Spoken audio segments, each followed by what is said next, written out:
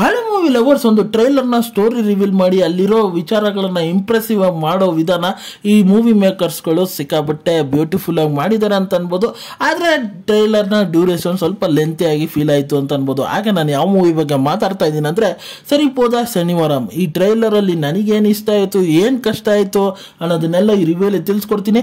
Review ಹೋಗಿಂತ ಮುಂಚೆ ನನ್ನ ಚಾನಲ್ನ ಫಸ್ಟ್ ಟೈಮ್ ನೋಡ್ತಿದ್ರೆ ಇಲ್ಲಿ ವಿಡಿಯೋನ ಇಷ್ಟ ಆಯ್ತು ಅಂದರೆ ಈ ವಿಡಿಯೋಗೊಂದು ಲೈಕ್ ಮಾಡಿ, ಆಗ ನನ್ನ ಚಾನಲ್ನ ಸಬ್ಸ್ಕ್ರೈಬ್ ಮಾಡಿ ಮತ್ತು ಬೆಲ್ ನೋಟಿಫಿಕೇಶನ್ ಆನ್ ಮಾಡಿ ನನ್ನನ್ನು ಸೋಷಿಯಲ್ ಮೀಡಿಯಾ ಪ್ಲಾಟ್ಫಾರ್ಮ್ ಅಲ್ಲಿ ಫಾಲೋ ಮಾಡಬಹುದು. ಲಿಂಕ್ ನ ಡಿಸ್ಕ್ರಿಪ್ಷನ್ ಅಲ್ಲಿ ಕೊಟ್ಟಿರ್ತೀನಿ.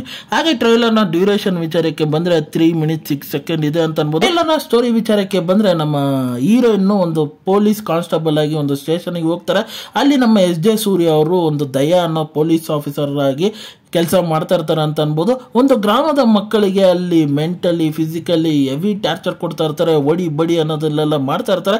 ಆ ಮಕ್ಕಳನ್ನ ಕೇಳಕ್ಕೆ ಕೇಳೋರು ಯಾರು ಇರಲ್ಲ ಅಂತ ಅನ್ಬೋದು. ಹಾಗೆ ಅದು ಆಪೋಸಿಟ್ ಸೈಡ್ ಅಲ್ಲಿ ನಾನಿಯವರು ಸೂರ್ಯ ಅನ್ನೋ ಕ್ಯಾರೆಕ್ಟರ್ ನಿರ್ವಹಿಸ್ತಾ ಇದ್ದಾರೆ. ಸೂರ್ಯಗೆ ಯಾವುದೇ ಕ್ಲೋಸೆಸ್ಟ್ ಫ್ರೆಂಡ್ಸ್ಗಳು ಇದ್ರೂ ಆ ಸಮಸ್ಯೆಗಳು ಬಂದ್ರೂ ಆ ಸಮಸ್ಯೆಗೆ ಕೋಪ ಬಂತು ಅಂದ್ರೆ ಮಾತ್ರ ಆ ಸಮಸ್ಯೆ ನಂದು ಅಂತ ತಗೊಂಡು ಬುಡದಿಂದ ಕಿತ್ತಾಕಕ್ಕೆ ಹೋಗ್ತಾರೆ ಅಂತ ಅನ್ಬೋದು. ಸೂರ್ಯಂಗೂ ಮತ್ತೆ ದಯಾಗೂ ನಡುವೆ ಹೇಗೆ ಕ್ಲಾಶಸ್ ಉಂಟಾಗುತ್ತೆ, ಅದಕ್ಕೆ ನಮ್ಮ ಹೀರೋಯಿನ್ ಕಾರಣನ ಇಲ್ಲ ಕತೆ ಬೇರೆ ಏನೇ ಹೇಳೋ ಕೊಳ್ತಿದಾರ ಅನ್ನೋ ವಿಚಾರನೆಲ್ಲ ತಿಳ್ಕೊಬೇಕಂದ್ರೆ ಮೂವಿ ರಿಲೀಸ್ ಆಗೋ ತನಕ ಕಾಯಬೇಕು ಅಂತ ಅನ್ಬೋದು.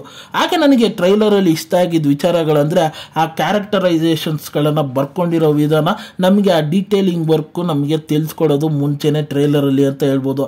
ನನಗೆ ಇಷ್ಟ ಆಗಿದ್ದ ವಿಚಾರಗಳಂದ್ರೆ ಎಸ್.ಜೆ. ಸೂರ್ಯ ಅವರ ಕ್ಯಾರೆಕ್ಟರ್ ದಯದಲ್ಲಿ ಸಖತ್ ಇಂಪ್ರೆಸಿವ್ ಆಗಿತ್ತು ಅಂತ ಅನ್ಬೋದು. ಅದೇ ಟೈಮಲ್ಲಿ ಸೂರ್ಯ ಅವರ ಕ್ಯಾರೆಕ್ಟರ್ ನಾನಿ ಸರ್ ಅವರು ಮಾಡ್ತಾ ಇದ್ದಾರೆ.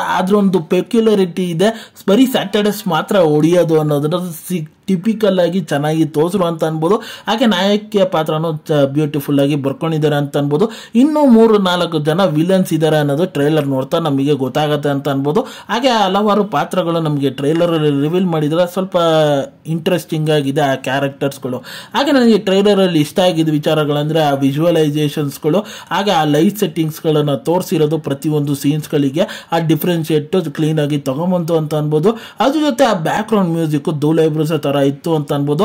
ಹಾಗೆ ಮಾಸಿ ಡೈಲಾಗ್ಸ್ಗಳು ಸಖತ್ ಇಂಪ್ಯಾಕ್ಟ್ಫುಲ್ ಆಗಿದ್ವು ಅಂತ ಅನ್ಬೋದು. ಪ್ರತಿಯೊಂದು ಆಕ್ಷನ್ ಸೀಕ್ವೆನ್ಸ್ಗಳು ಬ್ಯೂಟಿಫುಲ್ ಆಗಿ ತಗೊಂಬಂದಿದ್ದಾರೆ ಅಂತ ಅನ್ಬೋದು.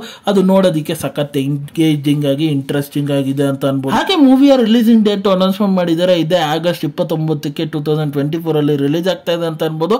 ನನಗೆ ಟ್ರೈಲರ್ ಸಿಕ್ಕಾಬಟ್ಟೆ ಇಂಟ್ರೆಸ್ಟಿಂಗ್ ಆಗಿತ್ತು, ಎಂಗೇಜಿಂಗ್ ಆಗಿತ್ತು ಅಂತ ಅನ್ಬೋದು. ನೀವಿನ್ನೂ ಈ ಟ್ರೈಲರ್ನ ಚೆಕ್ಔಟ್ ಮಾಡಿಲ್ಲ ಅಂದರೆ ಹೋಗಿ ಒಂದ್ಸತಿ ನೋಡಿ, ನಿಮಗೆ ಏನಿಸ್ತು ಟ್ರೈಲರ್ನ ನೋಡಿ ಅನ್ನೋದನ್ನು ಮರೀದೆ ಕಮೆಂಟ್ ಮಾಡಿ.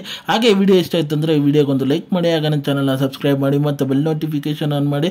ನಿಮ್ಮ ಅನಿಸಿಕೆ ಅಭಿಪ್ರಾಯ ಏನಿದ್ರು ಕಮೆಂಟ್ ಮೂಲಕ ತಿಳಿಸಿ. ಮತ್ತೆ ಮುಂದಿನ ವಿಡಿಯೋದಲ್ಲಿ ಸಿಗ್ತೀನಿ.